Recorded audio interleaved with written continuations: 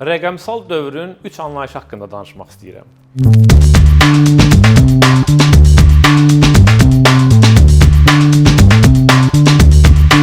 Bunlardan birincisi 2001-ci ildə Amerikalı təhsil mütəxəssisi Mark Prensky'nin ortaya atdığı bir termindir. O buna rəqəmsal yerlilər deyir.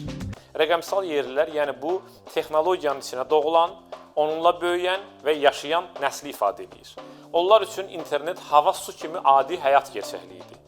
90-cı illərin axırlarında və sonrasında doğulan nəsildir bu. Onlar real həyat qədər virtual həyatı da vacib sayırlar. Həqiqi duyğular qədər emojiləri də sevirlər. Kitabxanadan çox Google-a müraciət edirlər.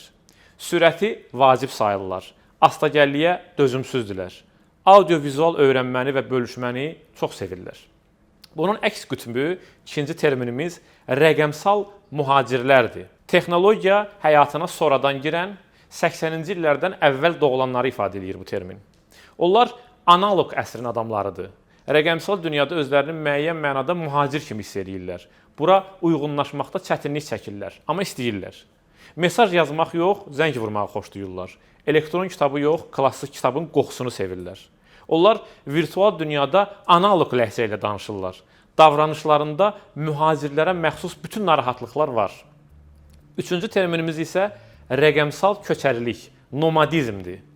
Onlar internet, Wi-Fi olan hər yeri ev və ya ofis sayırlar. Bu, yeni həyat tərzidir. Məkana bağlı olmamaq, lokasiyadan azad şəkildə işləmək və yaşamaq forması. Dünya sanki böyük bir ofisdir, divarların içinə sıxışıb qalmaq heç kimə lazım deyil və divarları aşmaq lazımdır. Özüm öz müdiriməm, onlar belə deyirlər. Onlar üçün minimal həyat şərtləri, yaxşı internet hər şeydən vacibdir.